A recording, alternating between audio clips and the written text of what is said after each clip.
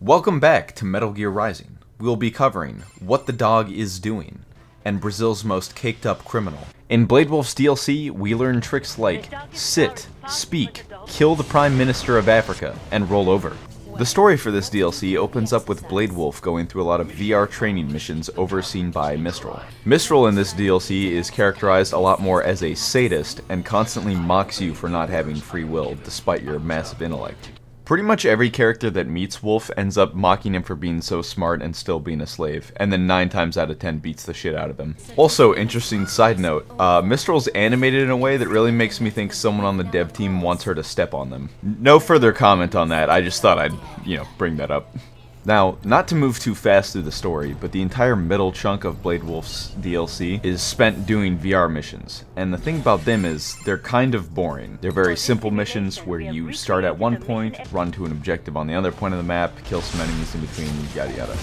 Until you get to this one, which is not better, but it is worse. I love when my action fighting game turns into a janky-ass platformer. Love it. You can tell me it's a skill issue, but I can tell you to blow it out your ass. The real fun of the DLC begins when you're scheduled to go on a mission with Mistral and Kamsen, aka Operation Desert Storm, who is a cartoonish version of what America was doing in most foreign conflicts, to be honest. We're bringing freedom here if it kills us, or better yet, them. You begin the operation of securing the city at Mistral's side, when she promptly tells you to fuck off. Which you do, but a little more enthusiastically than she initially anticipated.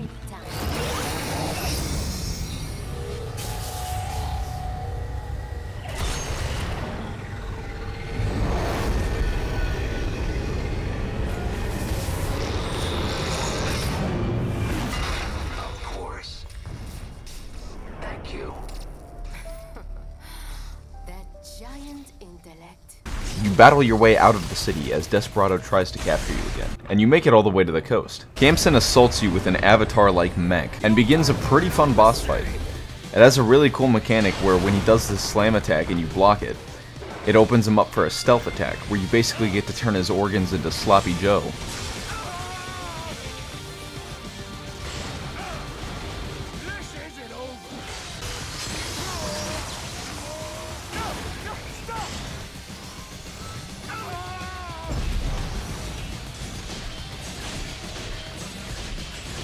It's always amused me in these games how you can turn these enemies into complete mincemeat and they'll still talk after they're dead.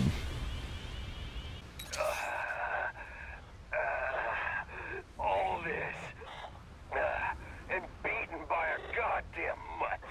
Unfortunately for you, you are actually a baboon and you've been tricked. You've been had. Hoodwinked even. This whole thing was a ploy to kill Kamsen, and now you're gonna get completely shit on for being an idiot.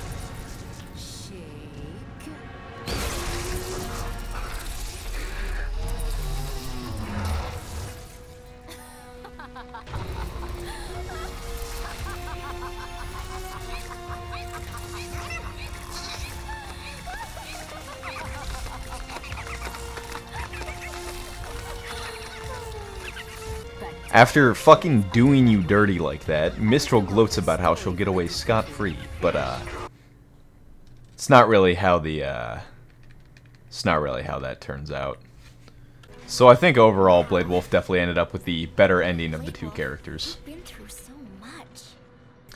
Jetstream Samson's DLC story begins back in the Weeb Garden, with Armstrong stating his intent to physically assault the interior decorator. I knew Johnson's team was working on some fancy-pants new reception area. But Jesus. When I get my hands on that candy ass, he'll be lucky if he can even carry his box of shit out of the building. Whereas Blade Wolf's DLC was themed around freedom and finding oneself, Jetstream Sam's DLC is about finding a job that pays a living wage in the modern-day economy. And he's got one hell of an interview coming up. Riding in on the bike that Raiden steals later on in the game to go kill him, Jetstream Sam pulls into Detroit, a fatal error. Sam is racially profiled by the local Detroit cops. He is harassed not because he is a katana-wielding cyborg, but because he is Brazilian. In any case, he's forced to defend himself. Using only the necessary force, of course.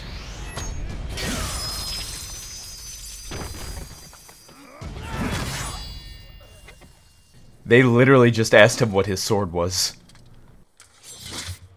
Double homicide aside, you enter the sewers to infiltrate World Marshal. Whilst inside the sewers, you are interrupted by the previous DLC.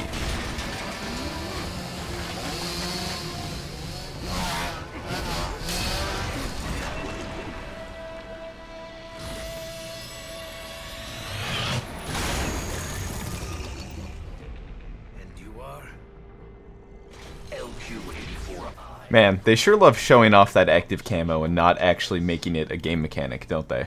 Sam, like everyone else in this game's universe, gives the dog shit for not being able to think for itself. Call me biased, but those seem like pretty dumb orders, Pop. Why don't you try thinking for yourself? For myself. However, he's the only character to actually feel sad for Wolf whenever he finds out that he can't think for himself. I am sorry. You must die. Then I am sorry as well. This, of course, has no actual bearing on gameplay. You continue making your way up the tower until you're greeted by an old friend. Welcome to Denver. I am Monsoon. We've been expecting you, Sam. Monsoon makes fun of Sam's efforts to destroy evil organizations throughout the world, saying that even if he does successfully destroy one, another one will just take its place. To me, it kinda comes off like saying, why wipe your ass if you're just gonna shit again? But hey, pop off. Monsoon then disappears in a cloud of smoke and unleashes Metal Gear Ray on his own corporate headquarters. Pretty baller move, if you ask me.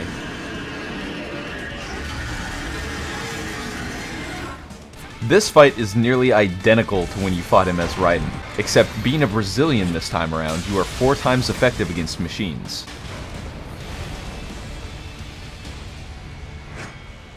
You then receive a call from Armstrong himself telling you to come to the top floor, presumably to give you an ass beating for destroying the robot that undoubtedly cost millions. After that, you spend more time trying to get through this grate than I have spent on any boss fight in this game. Fuck this thing, I don't know why this was so difficult. You continue making your way up the tower, having more fights in the scenic Weeb Garden. By the way, there's an intruder.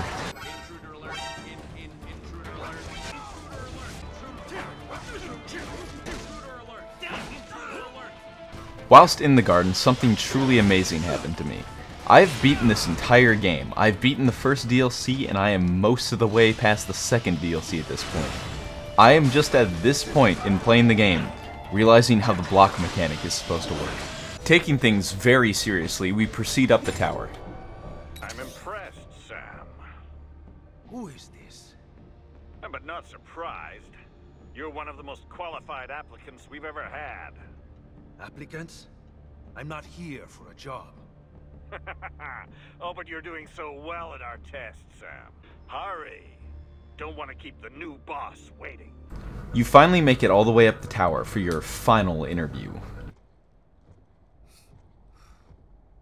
Sam, thanks for coming in. What's your game, Armstrong? Gonna talk me to death? Like I said, son. Time for your final interview. Armstrong fucking Titan shifts on the top of his tower. It's amazing to me that this story takes place 2 years before the main story, and nobody has any idea that World Marshal is up to some evil, shady shit when this is happening on a regular fucking Tuesday night.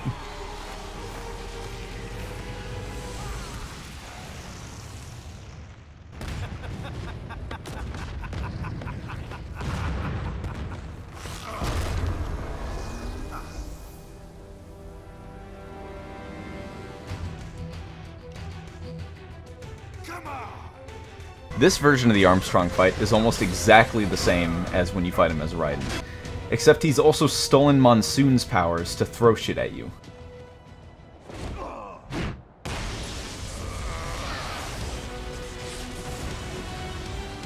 I get that they own the police in the city, but does really nobody care? Armstrong grabs you and throws you on some WWE shit, and I keep up the growing trend of me fucking up QuickTime events during boss fights.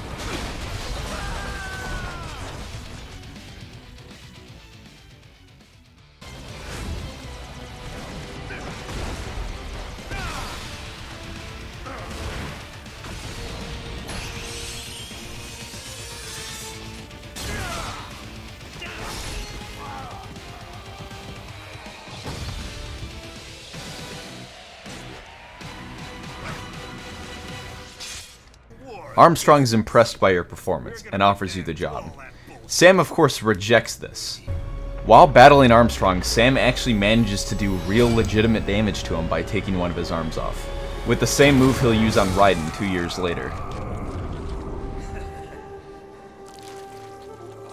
Unfortunately for our hero, Armstrong is actually insane and impales his arm with his amputation stub. An arm for an arm, as the old saying goes. Oh, and that part I said about doing real legitimate damage? Turns out I'm actually full of shit, and he just reattaches his limb using the nanomachines. The job's yours. Welcome aboard. Sam is left with no other choice but to accept the job offer. And honestly, if when I applied to a place, I cut the hiring manager's arm off and he regrew it, I'd join that fucking business no matter what the benefits were.